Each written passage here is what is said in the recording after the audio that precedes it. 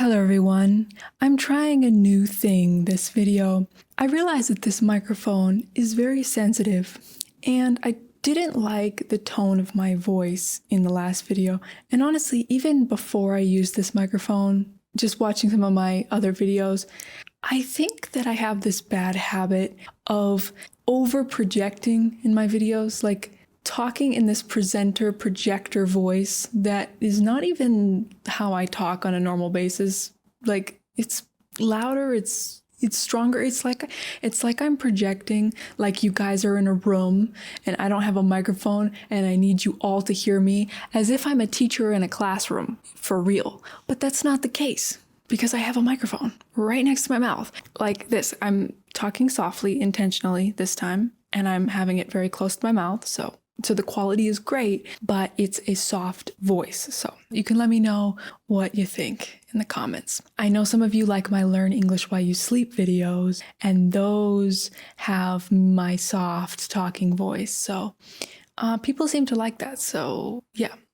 Okay, anyways, let's get into the videos. Today, I'm going to be talking about a couple different things.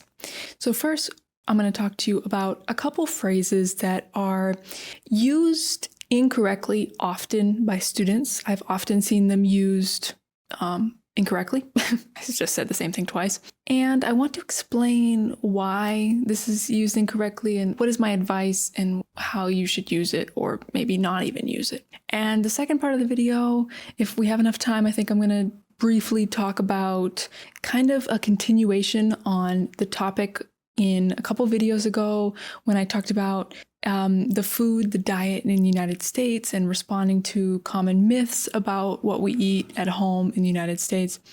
And I have some interesting, I have an interesting thing to show you about the United States and about which regions of the US are healthier and which regions are less healthy. And I'm going to tie that to like education and politics and stuff like that. So I'm going to be talking about some spicy topics, some interesting topics in this video. So I recommend watching all of it as always, and let's get into it. So let me share with you a comment that I saw on one of my videos. So this person says, I do way more than only watching your video. I like them and I always write a comment below. And finally, I am a big fan of you. Yeah, so I'm not going to correct the mistakes in this comment, and I'm just going to talk about the use of the word finally, because that's what this video is about. By the way, I appreciate comments like this. It's very nice, as always. I don't care if your comment has a million mistakes. If you are writing something nice and positive to me, I appreciate you. I appreciate you very much, and thank you. So in this comment, the person just kind of listed some things. They said, I do more than just watch your video. I like them. I always write a comment and I'm a big fan. So they're just like listing facts. Like they're not telling me a series of actions. They're just telling me one thing and then telling me another thing and then another thing, another. And they're using finally to indicate that this is the last thing that they're saying. Right? They got to the end and they wanted to say one more thing, and so they wrote finally. That's not how we use finally. Finally is used to show the last point in a list or the end of a process. Yeah, keyword process. It's like a list of actions. So for example, we talked about cost, timing, and finally quality. Okay, so this is just a random example. So first we talked about cost, the cost. And then we talked about timing. And finally, we talked about quality. So it's a listing of actions, right? So first we did this, and then we did this, and then finally we did this. But honestly, even that way of talking is a bit formal and weird. It's like what you would see in an essay. Like it's what you see in writing. Like sometimes people put finally in their conclusion when they're writing an essay or something like an academic paper. But it's not so common to talk like that. It's not as common to talk like that as it is in writing. You can, but normally in everyday life, the way we use finally is like this. It's used to show relief after waiting a long time. So this is probably the most common way you'll see finally used in real speaking. So for example, after 3 hours, the bus finally arrived. So the bus finally got here after 3 hours. Well, actually, probably the most common way we would say this is after 3 hours, the bus finally came. The most common way that we use finally is like to say after a period of waiting, then something happened. Like I couldn't find my keys. I was looking for my keys all day and then finally I found them, right? But finally is not used in normal everyday life just to indicate that this is the last thing you're going to say. And I think the problem comes from students feeling the need to use a transition, to find and use a transition all the time in their speaking and their writing. And a lot of the times I notice that students are looking for a transition when they don't even need one. A lot of the times you can just say what you want to say and then say the next thing you want to say and the next thing you want to say, and you can just say what you want to say. You can just go right to it. Really, that's what I recommend in English, is just to be very direct, just go right to the thing you want to say and just say it. You don't have to always use a transition or prepare the person for what you're about to say. Like you can just say what you want to say. But if you are listing things, probably the most common way that we're going to add a transition is by saying also, right? So you could say, I love your videos. I always leave a comment. And also I joined your channel membership or something. Like if you want to add another thing or, an additional piece of information, you can always just say also blah, blah, blah. And also blah, blah, blah. Also, it's a 4-letter word. It's used constantly in English, in everyday English. It's very good word. Sometimes when I'm feeling a little fancy in debates and conversations about more complex topics, I like to use like furthermore or in addition or additionally. But honestly, you could just use also. I almost said always. No, you can use also. The need to use a transition, or this desire for students to use a transition, I think is also the reason why students often use the phrase on the other hand incorrectly. I don't think I've ever seen or heard an English student, use the phrase on the other hand correctly. I think it's always been incorrect. And first of all, I need to establish something with you guys. On the other hand is a phrase that exists in English. You will come across it from time to time, but it's not everyday English, and it's nowhere near as common as students think. I personally never say on the other hand. Like, I don't think I've ever said that in my whole life. Seriously, like in a conversation. Maybe, but really, I don't use that phrase. So it's completely unnecessary, first of all. You can usually just use the word but. You can say blah, blah, blah, but blah, blah, blah. Because on the other hand is used to provide a different perspective, like a contrasting perspective. So for example, yes, it says on the other hand, used to contrast with what you just said. It introduces an opposite or different point. For example, I like the pay. Oh, like the salary. I like the salary. Sometimes we just say the pay. I like the pay.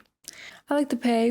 On the other hand, the hours are terrible. Okay, so you're saying you like how much you make at the job, in this job, but the work schedule, the hours are terrible. So you're providing like a contrasting point, right? The apartment is small. On the other hand, it's cheap. But honestly, okay, these are examples from ChatGPT, but honestly, guys, we don't talk like this in real life. Like, nobody freaking says this.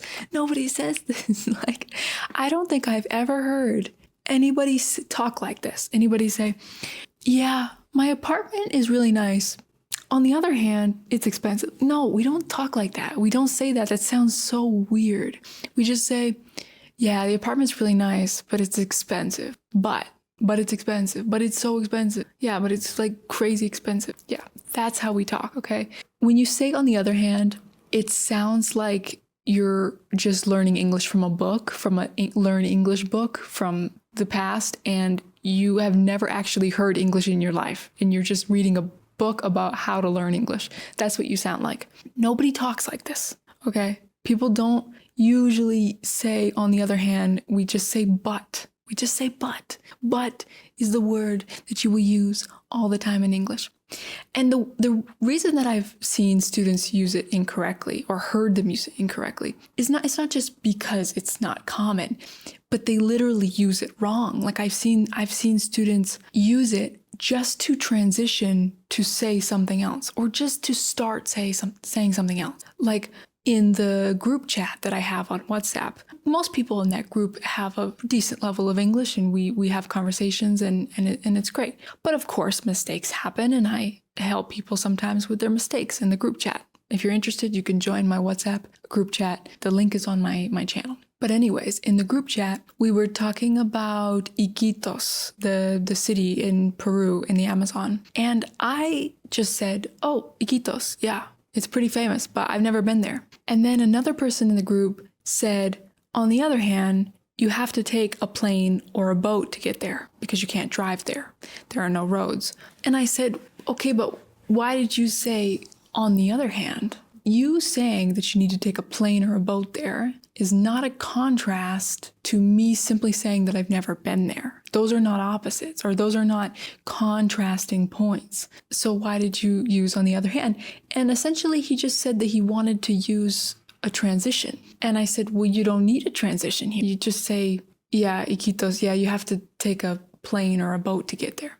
Or you could say like, yeah, the thing about Iquitos is you have to take a plane or a boat to get there. Or it's an interesting place because you have to take a plane or a boat to get there. You know, like you could find something else if you want to present this next thing you're saying or you want to make a transition or whatever. But like on the other hand, it doesn't work there. It doesn't work there. But I've seen this mistake from so many students. So I'm not trying to pick on this one person in the group chat because so many students have made this mistake. I don't know what the obsession with the phrase on the other hand is, but my advice to you is to just completely remove it from your vocabulary. Just stop using it because native speakers almost never use it. And it's very easy to use it wrong is what I'm seeing. So just forget about that phrase completely. You need the word finally. So don't forget about that one. You definitely need to use finally sometimes, but mostly for those situations where there was a long wait and then finally something happened. You got it? You understand? You understand what I'm putting down? All right. You're picking up what I'm putting down? That's a phrase we use sometimes. Are you picking up what I'm putting down? It's like, are you understanding what I'm saying? All right, fantastic. Well, I think we talked enough about that topic. I think we covered that, and now you guys are experts on the other hand, and finally. So now I want to move over to the food and health topic a little bit. Not really going to be talking much about food, but I just wanted to tell you guys real quick. Because in that video I made, I was talking about how one of the myths of the United States is that like people just eat like hot dogs and hamburgers. We don't even say hamburger, honestly, we say cheeseburger, but hot dogs and cheeseburgers or whatever. Like, and what I explained in the video is that that's just the food that got globally popularized by like McDonald's and stuff. Like that's just the famous food or some of the famous food, but that's not what we eat at home. That's not what I ate at home most days of my childhood.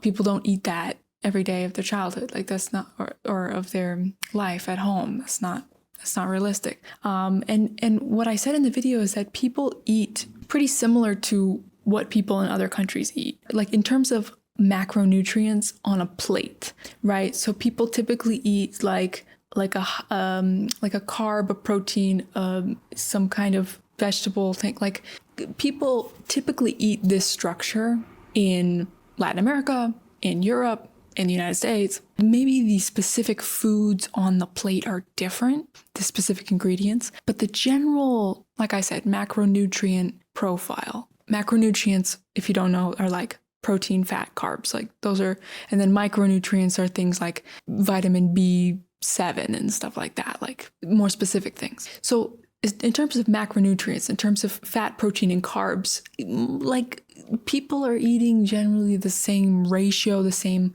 amount of that stuff. And people are not just eating burgers and dogs, all right? And I thought it was funny recently because I made that video And then recently I went to a restaurant. I went to a vegan restaurant here in Sao Paulo, Brazil, where I currently am, and I am vegan. And I went there and I just ordered something random off the menu that I had never had. I didn't know what it was. I think it was called escondadinho, or it was something like that. I was like, what is that? So I ordered it, and like most Brazilian meals, like it came with the standard rice and beans and like a tiny bit of salad, not enough salad in my opinion, and then the classic farofa. So that was like the base of the plate, but then you had the little like escondadinho thing, which is essentially was like a little bowl. I'm going to put a picture in here.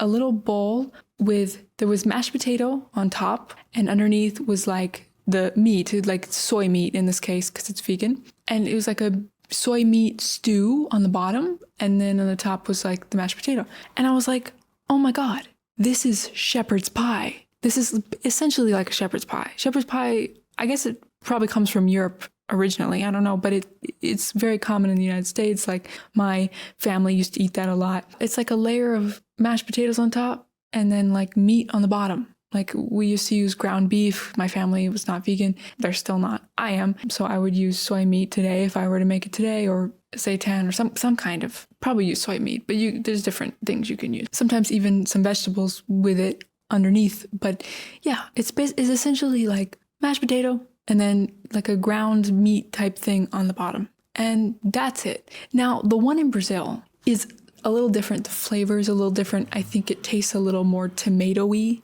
like in the sauce of the meat. It's like a little more tomato-y, and there was some olives in there. So of course the seasonings and the sauces and stuff, the flavor is a little different. But essentially it's the same thing. Like it's like the same thing.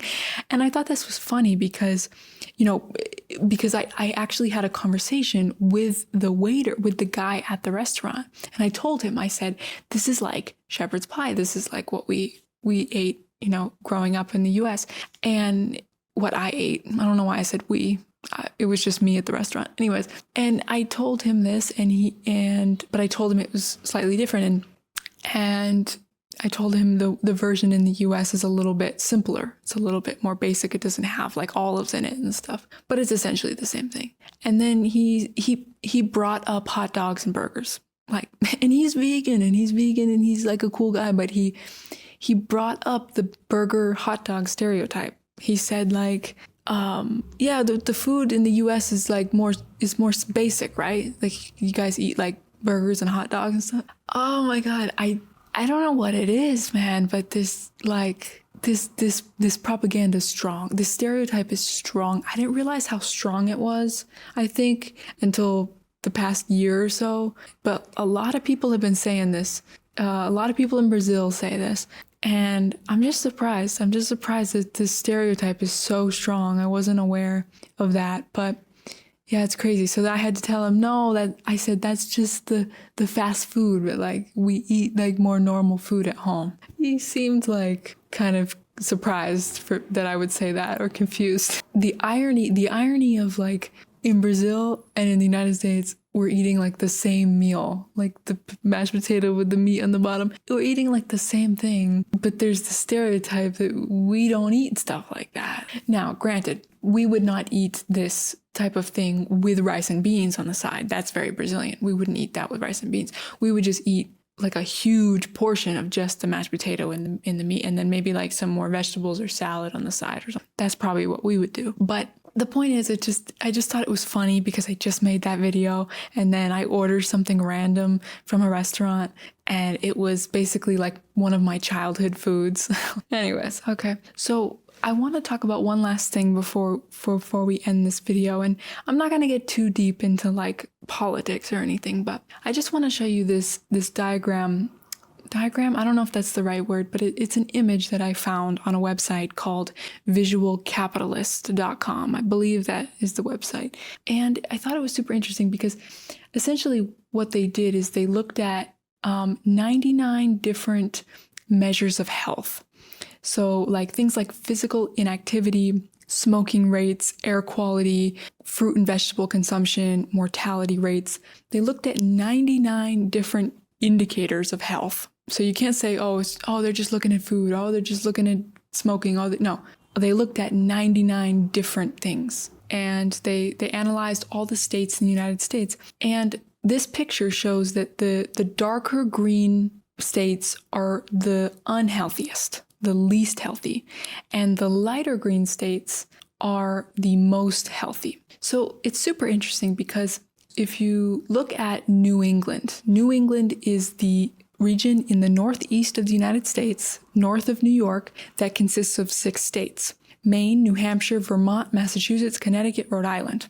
I grew up in Maine, and you can see that the 4 healthiest states in the United States are in New England. Number 1 is New Hampshire. New Hampshire is ranked as the healthiest state in the United States. Number 2 is Massachusetts.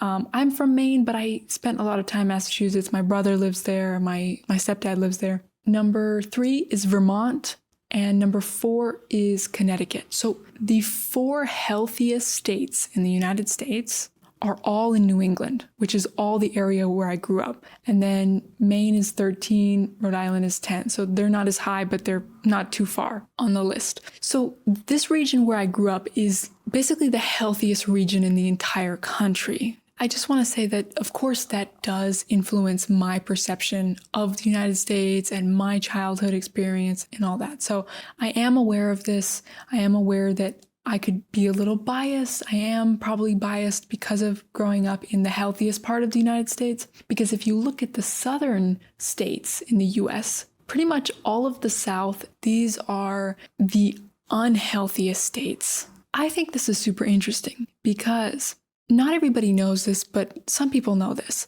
Historically, and even up until modern times, like typically, traditionally, the South has had lower education rates, like lower test scores, lower education results compared to the North. The South also has a strong history of anti-intellectualism, where they are very, very skeptical of professionals, of experts, of people who devote their lives and their careers to studying different topics, like scientists, for example.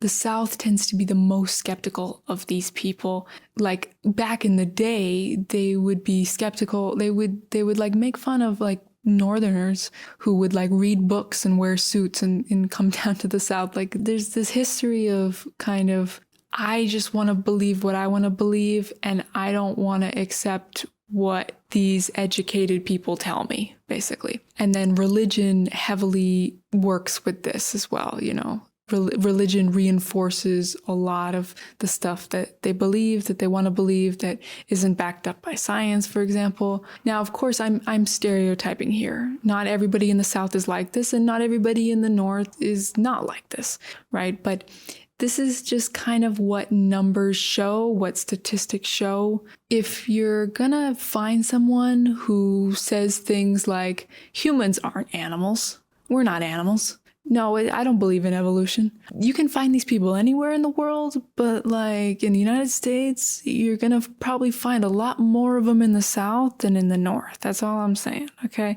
And I find it incredibly ironic because the South tends to be Republican, right? And the North tends to be less Republican, let's say, you know, because this is not a black and white thing. This is not, I don't mean that in a race sense. I mean like this is not such a simple like Republican or Democrat thing. Like this is way more nuanced and complicated than what I'm saying. I'm simplifying, I'm generalizing here.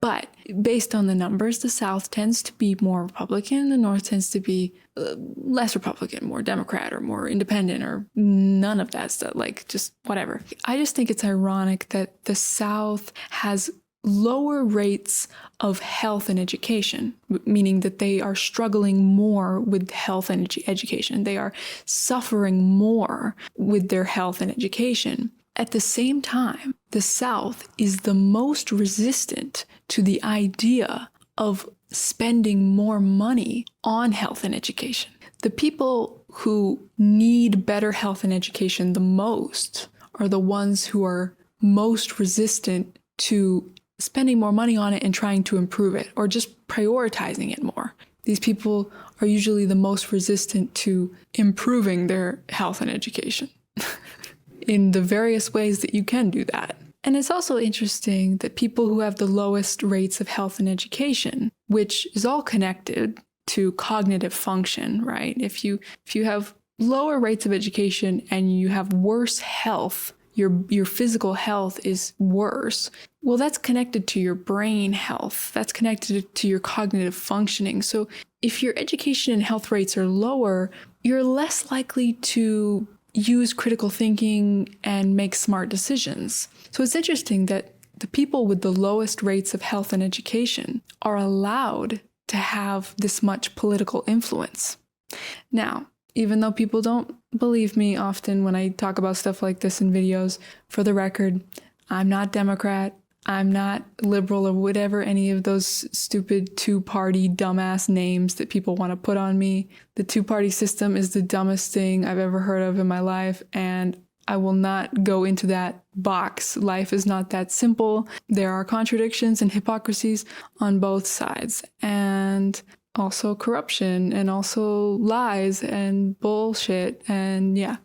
So, but I just wanted to say something about this, considering what's going on in the United States right now. Not a day goes by that I don't feel tempted to say something, but really this stuff has been happening forever. It just changes forms. It takes different forms, different shapes, and it manifests in different ways, but the root of the problem has always been there, and it continues to be there today. And psychologically, it all comes down to the objectification of sentient beings, whether we're talking about the way that we treat immigrants, human beings, non-human animals, children, victims of assault, victims of pedophilia, whatever we happen to be talking about at the particular current moment, the root of the problem is always the same. It's always the objectification, and as a result, the extreme disrespect of sentient beings, of beings who have subjective experiences, of beings who suffer. And as long as you care about these beings and you consider these beings when you address all topics of politics and life and society and everything, then you'll know what the right thing to do is. All right, guys. Thank you, guys and gals. In the North, when we say guys, it's like all genders. Like we say like, hey guys. But I like to say y'all because it doesn't sound so much like a gender. So, but sometimes I say guys, but yeah, I'm not just talking to men, okay? Just so you know. So anyways, guys, y'all, thanks for listening. Thanks for being here. Thanks for supporting me. Thanks for being so great. You guys and all your lovely comments and support and everything always motivates me to keep making videos. It makes me excited to make videos, interested in making videos. You know, even when this dumbass YouTube platform doesn't pay me as much as they should, even when they take my money and they rob me and stuff, I still am motivated to post because of you guys, because I enjoy reading your comments and I enjoy talking about all kinds of different things and seeing your feedback. So I really appreciate it, and I hope you take care of yourself. I hope you make smart decisions. I hope you think about the victims always. And until next time, bye-bye.